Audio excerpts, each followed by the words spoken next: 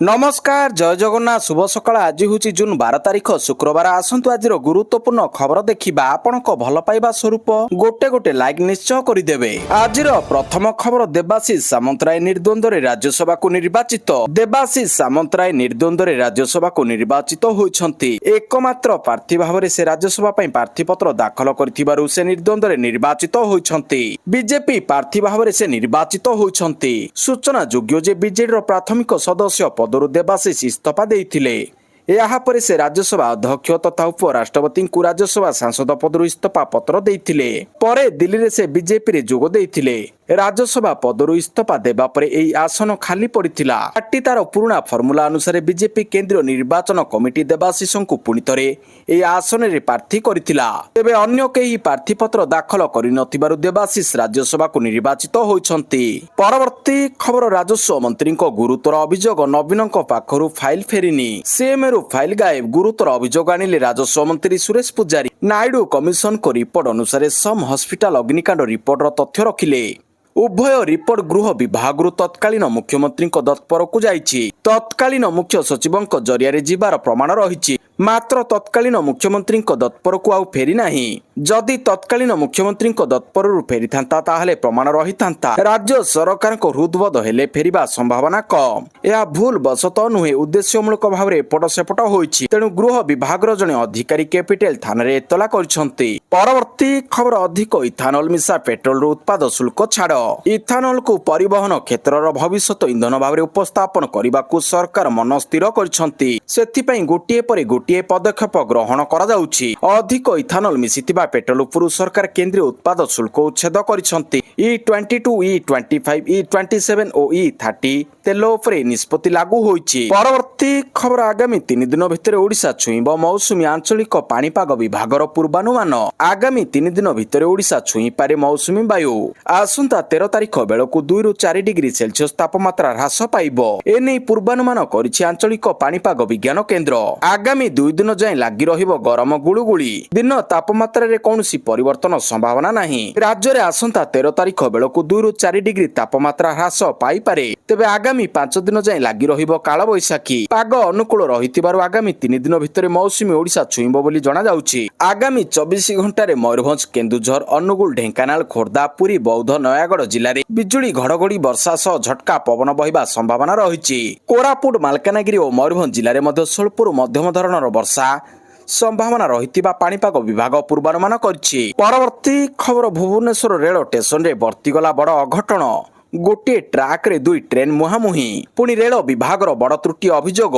गोटे ट्राक रे 2 ट्रेन मुहांमुही टलिला बड़ धरणर अघटन। राज्यर सबुठारु बड़ रेल स्टेशन निकटरे घटिला ई अघटन। भुवनेश्वर झारपड़ा ब्रिज निकटरे घटिला घटना। ट्राक रे गोटे ट्रेन ठिया होइतिबा बेले सामना पटु आसिला आउ एक ट्रेन। बेग कम थिबारु टलिगला बड़ दुर्घटना। भयरे ट्रेन ओह्लाई पड़िथिले यात्री। समस्त यात्री सुरक्षित थिबा जणा पड़िछि। सिग्नाल त्रुटि पाई गोटे ट्राक रे 2 ट्रेन मुहांमुही होइतिबा जणा पड़िछि। परवर्ती खबर गरीब और मध्यवित्तଙ୍କ ପାଇଁ सस्ता अतिथि भवन।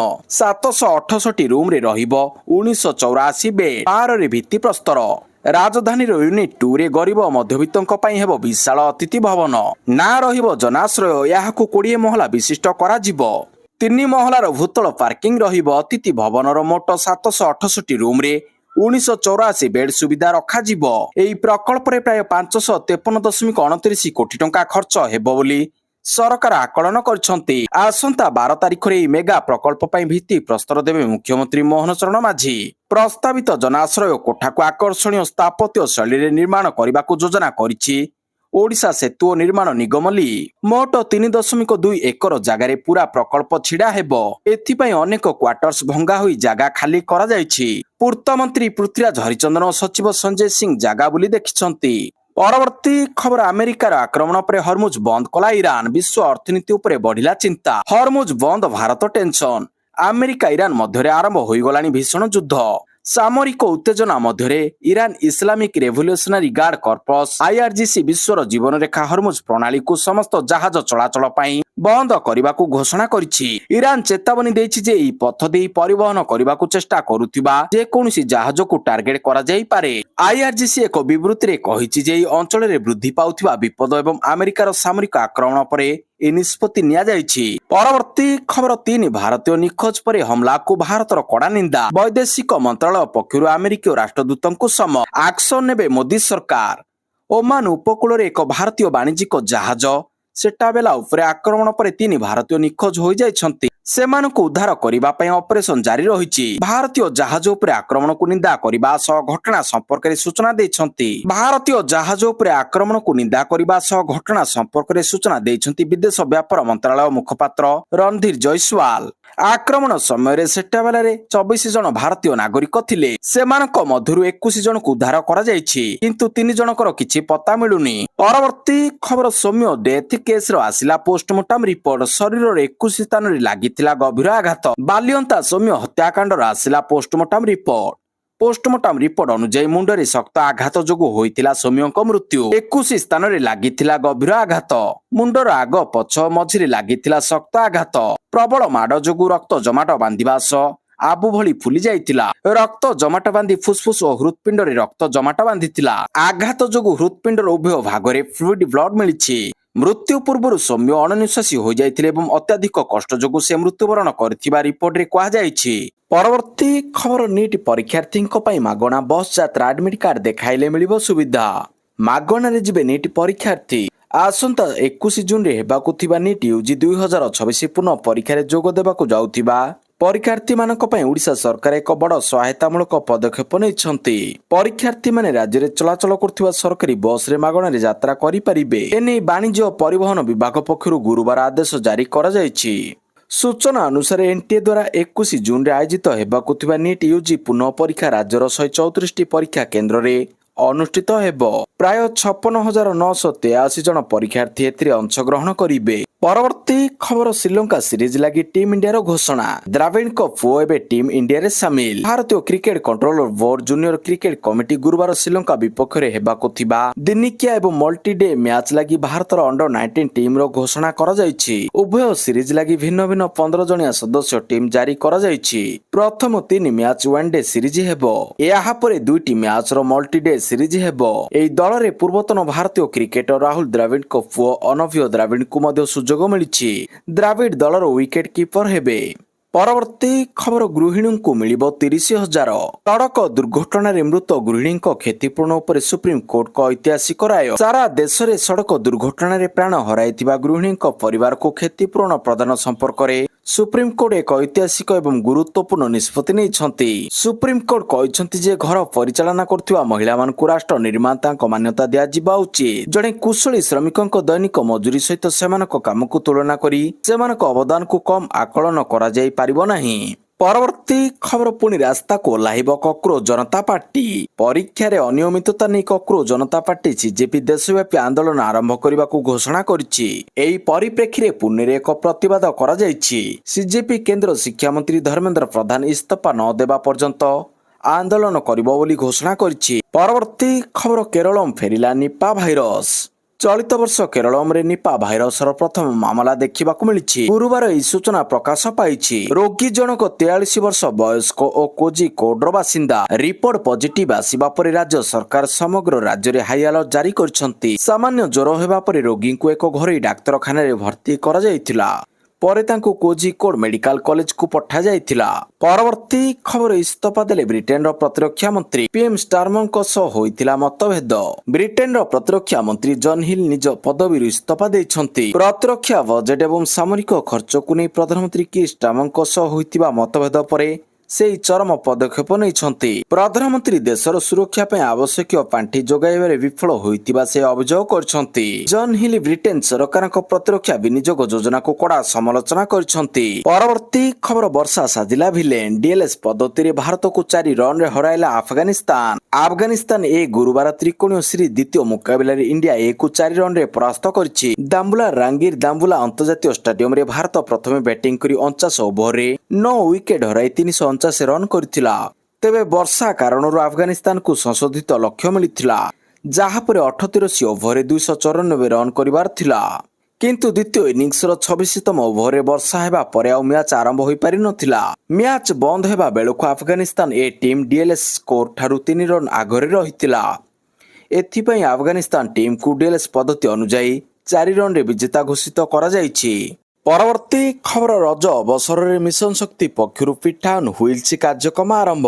ସୁଭଦ୍ରା ଶକ୍ତି ବଜାରରେ ସ୍ୱତନ୍ତ୍ର ରିହାତି। ରଜ ପର୍ବ ଅବସରରେ ଓଡ଼ିଶାର ପାରମ୍ପରିକ ଖାଦ୍ୟ ସଂସ୍କୃତିର ପ୍ରଚାର ପ୍ରସାର ସହିତ ମହିଳା ଉଦ୍ୟୋଗଗୁଡ଼ିକୁ ପ୍ରୋତ୍ସାହନ ଦେବା ଉଦ୍ଦେଶ୍ୟରେ ମିଶନ ଶକ୍ତି ବିଭାଗ ପକ୍ଷରୁ ପିଠା ଆଣ୍ଡ ହୁଇଲ୍ସ କାର୍ଯ୍ୟକ୍ରମର ଶୁଭାରମ୍ଭ କରାଯାଇଛି। ସୁଭଦ୍ରା ଶକ୍ତି ବଜାର ପରିସରରେ ଆୟୋଜିତ ଏକ ସ୍ୱତନ୍ତ୍ର କାର୍ଯ୍ୟକ୍ରମରେ ମାନ୍ୟବର ଉପମୁଖ୍ୟମନ୍ତ୍ରୀ ଶ୍ରୀମତୀ ପ୍ରଭାତୀ ପରିଡ଼ା ଯୋଗଦେଇ ରଜ ଉପଲକ୍ଷେ 6ଟି ସ୍ୱତନ୍ତ୍ର ଗାଡ଼ି ପିଠା ଆଣ୍ଡ ହୁଇଲ୍ସର ଶୁଭାରମ୍ଭ କରିଥିଲେ। ରଜ ପର୍ବ ଉପଲକ୍ଷେ ଏହି ଗାଡ଼ିଗୁଡ଼ିକୁ ଭୁବନେଶ୍ୱର ବିଭିନ୍ନ ପ୍ରମୁଖ ସ୍ଥାନରେ ଜନସାଧାରଣଙ୍କୁ ଓଡ଼ିଶାର ପାରମ୍ପରିକ ପିଠା ସହିତ ଅନ୍ୟାନ୍ୟ ସୁସ୍ୱାଦ ଖାଦ୍ୟ ସାମଗ୍ରୀ ଉପଲବ୍ଧ କରାଇବ। ସ୍ୱୟଂ ସହାୟିକା ଗୋଷ୍ଠୀର ମହିଳାମାନେ ଆରିସା, କାକରା, ମଣ୍ଡା, ଚକୁଳି, ପୋଡ଼ପିଠା ଆଦି ପାରମ୍ପରିକ ପିଠା ସହିତ ଦହିବରା, ବରା ଓ ଆଳୁଚପ ଭଳି ବିଭିନ୍ନ ଜଳଖିଆ ସାମଗ୍ରୀ ପ୍ରସ୍ତୁତ ଓ ବିକ୍ରୟ କରିବେ। ପରବର୍ତ୍ତୀ ଖବର ଜେରା ପାଇଁ ସିଆଇଡିରେ ହାଜର ହେଲେ ଅଭିଷେକ ବାନାର୍ଜୀ। ପଶ୍ଚିମବଙ୍ଗ ରାଜ୍ୟ ବିଧାନସଭାରେ ବିରୋଧୀ ଦଳ ନେତା ବାଛିବା ପାଇଁ ହୋଇଥିବା ଦସ୍ତଖତ ଜାଲିଆତି ମାମଲାରେ ତୃଣମୂଳ କଂଗ୍ରେସ ଜାତୀୟ ସାଧାରଣ ସମ୍ପାଦକ ଅଭିଷେକ ବାନାର୍ଜୀ ଜେରା ପାଇଁ ସିଆଇଡିରେ ହାଜର ହୋଇଛନ୍ତି। ଅଭିଷେକଙ୍କୁ ପୂର୍ବରୁ ଏହି ମାମଲାରେ ତଦନ୍ତକାରୀ ସଂସ୍ଥା 3ଟି ନୋଟିସ କରିଥିଲେ ସୁଦ୍ଧା ସେ ହାଜର ହୋଇନଥିଲେ। କିନ୍ତୁ ଗୁରୁବାର ଅପରାହ୍ନ 4:30ରେ ଅଭିଷେକ ଦିଲ୍ଲୀରୁ କୋଲକାତାରୁ ଫେରିବା ପରେ ସିଆଇଡିରେ ହାଜର ହୋଇଛନ୍ତି। ପରବର୍ତ୍ତୀ ଖବର ରାକେଶ କୁମାର ଭାରତୀୟ ଷ୍ଟେଟ ବ୍ୟାଙ୍କର ନୂଆ ସିଜିଏମ୍। ଭାରତୀୟ ଷ୍ଟେଟ ବ୍ୟାଙ୍କ ଭୁବନେଶ୍ୱର ମଣ୍ଡଳର ନୂଆ ସିଜିଏମ୍ ଭାବରେ ରାକେଶ କୁମାର ଯାଦବ ନିଯୁକ୍ତ ହୋଇଛନ୍ତି। ଶ୍ରୀ ଯାଦବ 2000 ମସିହାରେ ପ୍ରବସନାରୀ ଅଫିସର ଭାବରେ ବ୍ୟାଙ୍କରେ ଯୋଗ ଦେଇଥିଲେ। 26 ବର୍ଷର କ୍ୟାରିୟର ମଧ୍ୟରେ ସେ ଭାରତୀୟ ଷ୍ଟେଟ ବ୍ୟାଙ୍କର retail operations, corporate credit, MSC, ମାନବ ସମ୍ବଳ ଏବଂ ଅନ୍ୟାନ୍ୟ କ୍ଷେତ୍ରରେ କାର୍ଯ୍ୟ କରି ବ୍ୟାପକ ଅଭିଜ୍ଞତା ହାସଲ କରିଛନ୍ତି। ପରବର୍ତ୍ତୀ ଖବର ଭାରତର ପ୍ରଥମ ସ୍ୱଦେଶୀ ସାମରିକ ପରିବହନ ବିମାନର ପରୀକ୍ଷଣ ଉଡ଼ାଣ ସଫଳ। ଭାରତର ପ୍ରଥମ ସ୍ୱଦେଶୀ ନିର୍ମିତ ସାମରିକ ପରିବହନ ବିମାନ ଏୟାରବସ୍ C295 ବଡୋଦରା ସ୍ଥିତ ଟାଟା ଏୟାରବସ୍ ଫାଇନାଲ ଆସେମ୍ବଲି ଲାଇନରୁ ସଫଳତା ସହ ଏହାର ପ୍ରଥମ ପରୀକ୍ଷଣ ଉଡ଼ାଣ ସମାପ୍ତ କରିଛି, ଯାହା ଦେଶର ପ୍ରତିରକ୍ଷା ଉତ୍ପାଦନ ଅଭିଳାଷ ଏବଂ କେନ୍ଦ୍ରର ମେକ୍ ଇନ୍ ଇଣ୍ଡିଆ ପଦକ୍ଷେପରେ ଏକ ଗୁରୁତ୍ୱପୂର୍ଣ୍ଣ ମାଇଲଖୁଣ୍ଟ। ପରବର୍ତ୍ତୀ ଖବର ନୀତି ଆୟୋଗ ଶାସନ ପରିଷଦ ବୈଠକରେ ମୁଖ୍ୟମନ୍ତ୍ରୀଙ୍କ ଓଡ଼ିଶା ବିକାଶ ରୋଡମ୍ୟାପ। ନୀତି ଆୟୋଗର 11ତମ ଶାସନ ପରିଷଦ ବୈଠକରେ ଯୋଗଦେଇ ମୁଖ୍ୟମନ୍ତ୍ରୀ ମୋହନ ଚରଣ ମାଝୀ ଓଡ଼ିଶାର ସାମଗ୍ରିକ ବିକାଶ, ମାନବ ସମ୍ପଦ ସଶକ୍ତିକରଣ ଓ ବିକଶିତ ଭାରତ 2047 ଲକ୍ଷ୍ୟ ପୂରଣ ନେଇ ରାଜ୍ୟ ସରକାରଙ୍କ ରୋଡମ୍ୟାପ ଉପସ୍ଥାପନ କରିଛନ୍ତି। ପ୍ରଧାନମନ୍ତ୍ରୀ ନରେନ୍ଦ୍ର ମୋଦିଙ୍କ ପୂର୍ବୋଦୟ ଦୃଷ୍ଟିକୋଣ ଫଳରେ ପୂର୍ବ ଭାରତ ଦେଶର ନୂତନ ବିକାଶ କେନ୍ଦ୍ର ପରିଣତ ହେଉଥିବା କେବଳ ଓଡ଼ିଶା ଏହାର ଅଗ୍ରଣୀ ରାଜ୍ୟ ଭାବରେ ଉଭା ହୋଇଥିବା ସେ କହିଛନ୍ତି। ପରବର୍ତ୍ତୀ ଖବର ଅଷ୍ଟ୍ରେଲିଆର ଦବଦବା ଶେଷ। ଦିନିକିଆ ସିରିଜ ଜିତି ପ୍ରଥମ ଥର ଇତିହାସ ରଚିଲା ବାଂଲାଦେଶ କ୍ରିକେଟ ଟିମ୍। ପ୍ରଥମ ଥର ପାଇଁ ନିଜ ମାଟିରେ ଅଷ୍ଟ୍ରେଲିଆ ଦଳକୁ ଦିନିକିଆ ସିରିଜରେ ଧୂଳି ଚଟାଇଛି। ଏହା ପୂର୍ବରୁ ଅଷ୍ଟ୍ରେଲିଆ ପାକିସ୍ତାନ ମାଟିରେ 3 ମ୍ୟାଚ୍ ବିଶିଷ୍ଟ ଦିନିକିଆ ସିରିଜ ହାରିଥିଲା। ଏବେ ବାଂଲାଦେଶ ଇତିହାସ ରଚି ଲଗାତାର କଙ୍ଗାରୁ ଦଳକୁ ଦିନିକିଆ ମ୍ୟାଚରେ ହରାଇଛି। ଢାକାର ଶେରେ ବାଂଲା ନ୍ୟାସନାଲ ଷ୍ଟାଡିୟମରେ ଖେଳାଯାଇଥିବା ଦିନିକିଆ ସିରିଜର ଦ୍ୱିତୀୟ ମ୍ୟାଚରେ ବାଂଲାଦେଶ ଡିଏଲ୍ଏସ୍ ନିୟମ ଅନୁଯାୟୀ ଅଷ୍ଟ୍ରେଲିଆକୁ 5 ୱିକେଟରେ ହରାଇଛି। ଅଷ୍ଟ୍ରେଲିଆ ବିପକ୍ଷରେ ବାଂଲାଦେଶର ଏହା ତୃତୀୟ ବିଜୟ। ଦୁଇ ଟିମ୍ ମଧ୍ୟରେ 1990ରୁ ଦିନିକିଆ ମ୍ୟାଚ୍ ଖେଳାଯାଉଛି। ବାଂଲାଦେଶ ପ୍ରଥମ ଥର ପାଇଁ 2005ରେ ଅଷ୍ଟ୍ରେଲିଆ ବିପକ୍ଷରେ ଦିନିକିଆ ମ୍ୟାଚ୍ ଜିତିଥିଲା। ଏହାପରେ ଦଳକୁ ଦ୍ୱିତୀୟ ଦିନିକିଆ ଜିତିବା ପାଇଁ ଦୀର୍ଘ 21 ବର୍ଷ ଅପେକ୍ଷା କରିବାକୁ ପଡ଼ିଥିଲା।